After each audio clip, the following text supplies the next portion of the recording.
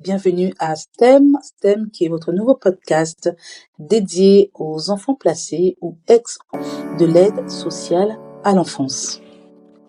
Donc je suis Nina. La dernière fois nous avions abordé mon parcours, je me suis présentée et vous ai dit l'importance d'avoir un projet et de ne pas rester comme une statue dans cette vie imposée. Parce qu'après tout, il faut avancer. Y a-t-il le choix? Donc il faut faire avec cette histoire et la prendre à bras le corps et avancer malgré tout, non pas pour faire plaisir à quelqu'un ou pour pas faire plaisir à quelqu'un, mais pour soi-même. D'abord pour soi. Alors aujourd'hui, après avoir évoqué le projet important qu'on devait absolument avoir pour soi-même, aujourd'hui je vous propose d'aborder un autre sujet qui est la honte. Lorsqu'on est enfant, il y a comme ça un halo de honte. Alors la honte, qu'est-ce que c'est? La honte est d'abord un déshonneur, une humiliation. La honte est un sentiment extrêmement pénible de se sentir inférieur, humilié devant autrui. C'est donc une grande confusion. Donc je vous propose de nous poser la question pourquoi on se sent inférieur et ensuite pour quelles raisons on se sent humilié dans ce parcours. Il y a plein de raisons à être humilié, mais on va essayer d'aborder cette question et toujours trouver des solutions favorables parce qu'après tout, comme vous le savez, STEM. Avançons, endiguons la situation dont on doit absolument s'en délester pour pouvoir avancer dans notre propre vie. Pourquoi se sent-on inférieur? Parce que on a une histoire extrêmement unique, singulière. Et cette histoire n'est pas la norme. Les enfants, à l'école, dehors, on voit bien qu'ils sont pas dans cette histoire. Et d'ailleurs, c'est faux de penser parce qu'après tout, certains le sont aussi dans cette histoire. On les voit avec papa, maman, grand-père, grand-mère. Et donc, on bâtit comme ça une histoire sur le parcours de ces enfants. Seraient-ils peut-être plus heureux? Peut-être vivent-ils dans un intérieur chaleureux, avec une cuisine chaleureuse, chambre pleine de jouets. Mais en réalité, on se sent inférieur pour tout ça. On se sent inférieur aussi parce que les gestes et la façon dont on se comporte est aussi différente. Un enfant qui vit des situations extrêmement compliquées à la maison, qui est confié à l'aide de l'enfant social, n'a pas grandi avec des marques rassurantes. Et ce manque d'habitude l'ont installé dans le doute permanent de ce qu'il est, de ce qu'il rend. L'infériorité vécue est reconnue comme telle. Faire un effort de caméléonisation, comme je dis, c'est obligatoire pour éviter de se sentir plus bas que bas, de se sentir encore plus inférieur, parce que de fait, la situation, je le disais tout à l'heure, est unique. La réalité est difficile à accepter. Alors, quoi de tel que d'adopter de nouveaux vêtements, d'adopter de nouvelles attitudes qui vont nous rendre normalement plus, disons, dans une certaine norme. Mais que nenni, parce qu'en réalité, en se donnant de nouveaux habits de caméléon, on met la lumière sur soi. Puisqu'on a beau se dire que on se sent inférieur, comme on n'est pas bien dans ce que l'on est, par son histoire, la façon dont l'histoire nous a construit l'enfant. On adopte des attitudes qui sont empruntées. En réalité, se voit, se remarque. De fait aussi, sur l'apparence, comme on veut être comme tout le monde, on va essayer d'adopter des gestes et des manières qui seraient acceptées. Et en réalité, comme ce n'est pas quelque chose de naturel, du coup, ça se voit. Dans ce parcours, l'infériorité est comme signalée, indiquée au fer rouge. Comment faire pour s'en délester? Comment faire pour s'en éloigner? Il faut tenter d'être soi. Il faut tenter, parce que c'est pas si évident en réalité, d'être ce que l'on souhaite immédiatement. Il n'est pas si évident de construire une espèce de cahier des charges de soi et de l'imposer aux autres. Je dirais même que c'est impossible. C'est aux autres de définir en réalité ce que l'on est. On peut faire une proposition de ce que l'on est, mais c'est toujours l'autre qui va vouloir décider de ce que l'on est. Alors, pour ne pas se sentir inférieur aux autres, il ne faut pas avoir honte de ce que l'on est. Un enfant n'a pas choisi d'être confié à l'aide à l'enfance et sociale.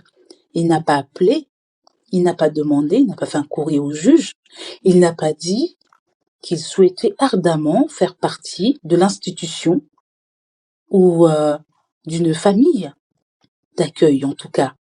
Il n'a pas dit ça du tout. Cet enfant, tout ce qu'il veut, c'est pouvoir avoir, on dirait même pas les mêmes droits que les autres parce que il n'a pas connu les mêmes droits que les autres, mais pouvoir aspirer à la tranquillité, des habitudes de vie rassurantes, sécurisantes. Pour ne pas se sentir inférieur, il faut donc tenter de suivre son propre chemin. Il faut tenter de parcourir progressivement sa ligne de vie. Il est vrai, à débuter d'une singulière manière, mais elle n'est pas obligée de se poursuivre ni de terminer par une singulière manière. Ça sera toujours singulier, mais disons qu'on peut être singulier de façon positive ou de façon négative. Il n'y a pas à avoir honte de ne pas avoir un papa et une maman qui viennent chercher à l'école, au lycée ou peu importe. Il n'y a pas à avoir honte de ça. Il n'y a pas à avoir honte de ne pas indiquer sur les fiches de renseignement scolaire quelque chose qui serait de l'ordre de la norme. Père, je sais pas quoi, ingénieur, mère, infirmière ou que sais-je. Activité, que faites-vous? Non, ce n'est pas grave si tu ne pratiques pas un instrument de musique, si tu ne fais pas de l'équitation tous les mercredis. Il faut commencer par être dans une vérité de soi. Parce que lorsqu'on n'est pas dans cette recherche de vérité de soi et qu'on s'invente un parcours, des parents et qu'on construit un imaginaire de la perfection familiale, finalement, en réalité, on s'éloigne progressivement de soi-même. Il est très compliqué ensuite de rebrousser chemin. Il n'y a pas de raison d'être inférieur, en tout cas de se sentir inférieur. Je déconseille même de construire des idées sur la façon dont on pourrait répondre à telle ou telle autre personne qui poserait la question de que fait ton père, que fait ta mère, où vis-tu, quelle activité fais-tu? On est tous différents. On a tous des parcours différents. Même celui ou celle qui pose la question n'a pas forcément ton parcours, mais a une autre vie aussi compliquée peut-être. Toute vie est compliquée. Disons que ta vie à toi sort de l'ordinaire, mais en réalité, où est la norme?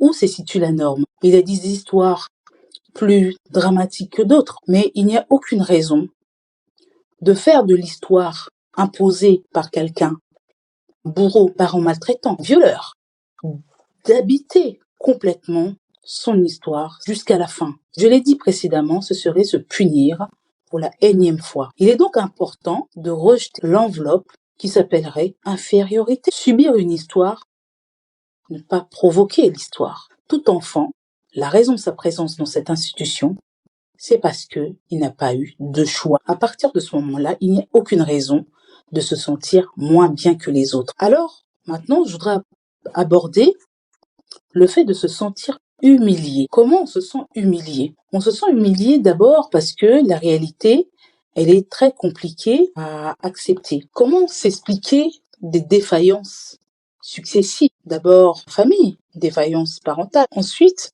expliquer de la défaillance de l'État et de ses représentants. On est quand même obligé d'en parler. Il y a aussi une défaillance de l'institution. Le jeune se sent forcément humilié. Très tôt dans son parcours, la défaillance parentale commence au moment où l'enfant n'est plus en sécurité avec ses tuteurs légaux. La défaillance parentale montre bien que il y a eu à un moment donné une incapacité manifeste de ses tuteurs, des parents, de faire face à leurs responsabilités et de mettre l'enfant dans une sécurité obligatoire. Les services sociaux, à juste titre, interviennent pour permettre de dégager l'enfant de ce parcours et pour signifier l'inacceptable. Très bien. Le juge, ensuite, décide par rapport aux lois en vigueur, de protéger l'enfant. Très bien. Et tous ces acteurs sont dans leur rôle, c'est leur travail. Les uns après les autres traitent un dossier en particulier. L'humiliation et du fait que l'enfant y assiste sans vraiment avoir l'occasion d'exprimer son sentiment réel. L'humiliation vient du fait que l'enfant, là, devient un dossier qui va parcourir comme ça différents lieux, administrations, différents acteurs. Oui, c'est vrai. La plupart du temps, l'enfant est extirpé de son lieu de maltraitance. Mais il faut quand même reconnaître qu'un enfant, son développement, pour qu'il n'y ait ni honte ni humiliation, il faudrait que l'enfant puisse être considéré pas tel un dossier à absolument régler, régulariser, mais une personne à considérer en évolution forcément. Et donc cette évolution, elle doit être prévue par tous les acteurs. Un enfant n'a pas 6 ans à vitam aeternam. On le sait, ça. Par conséquent, il faut prévoir que dans le parcours, ce qu'il va traverser comme ça jusqu'à son adolescence, jeune adulte, on doit faire en sorte qu'il y ait des moments où il va construire une régularité, des habitudes sécurisantes, bien que ce soit très difficile. La question qui doit occuper chacun, en tout cas les acteurs qui sont autour de l'enfant, c'est comment faire pour maintenir une sécurité psychologique. Parce qu'après tout, on se déplace d'un lieu à un autre. Mais on est toujours enfermé avec sa propre tête. On est toujours enfermé avec son propre corps. Il me semble qu'il est important de veiller à la sécurité psychologique d'un enfant durant son parcours. La question de la défaillance de l'institution est donc à considérer. L'enfant est confié à l'institution pour y être aidé, accompagné. Sa reconstruction psychologique, on vient de le dire, est mise à l'épreuve parce que chacun fait en fonction de ce qu'il peut avec ses moyens et ses attentes. Un enfant intègre une famille, comme on appelait autrefois, montant en tout cas, les assistantes familiaux, bien longtemps on les appelait les familles d'accueil. Cet enfant arrive dans un nouvel environnement qui a déjà son écosystème et il faut s'intégrer alors que les autres sont déjà sur place. Ce n'est pas facile. En quoi fait-on exactement pour aider cet enfant à arriver dans ce nouveau lieu et progressivement à en faire son environnement. Alors tout est fait, pas que l'enfant s'attache, parce qu'il peut partir à tout moment, les tuteurs légaux peuvent retrouver une situation plus favorable, enfin tout est fait pour pas qu'il s'attache. Mais néanmoins, un enfant n'est pas un dossier. Il est aussi un dossier pour les acteurs de l'institution, ça, on a bien compris. Mais il n'est pas un dossier. Il ne peut pas être humilié de cette façon-là, aller d'endroit à un autre sans qu'on considère que à chaque fois qu'il se déplace, ce ne sont pas seulement des valises et un sac à dos. C'est une personnalité, un être humain qui se déplace. Il déplace des souvenirs, il déplace peut-être un début d'attachement à quelques personnes. Alors il faut quand même veiller, faire attention à ce qu'on déplace. L'humiliation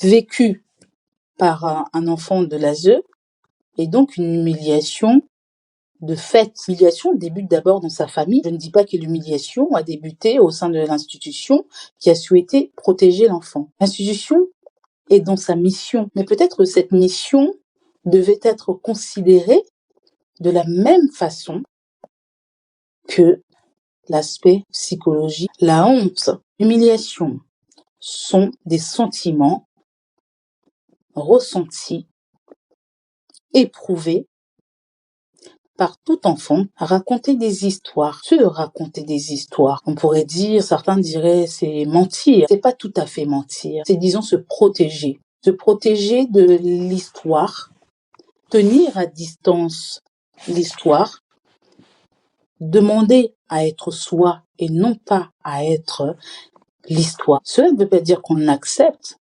cela veut dire qu'on souhaiterait passer à autre chose, mais c'est autre chose est très difficile lorsque le quotidien vous met à l'épreuve. Il est extrêmement important pour finir ce podcast que les institutions qui s'occupent des enfants confiés, que les acteurs qui sont autour des enfants comprennent que le jeune qui subit n'a pas le choix. Les adultes protègent son bien-être, mais quelquefois ne protègent pas son bien-être psychologique.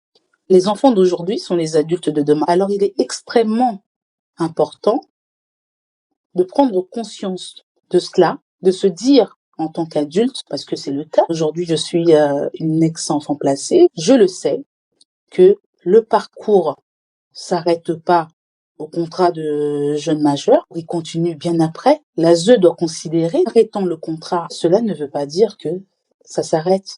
Bien au contraire, je dirais même que les difficultés commencent. La réalité est là. Alors si l'enfant a été préparé du mieux possible, a été préparé pour ses factures, comment payer tes impôts, comment régler ceci, comment faire tes courses, voyez, toutes ces choses.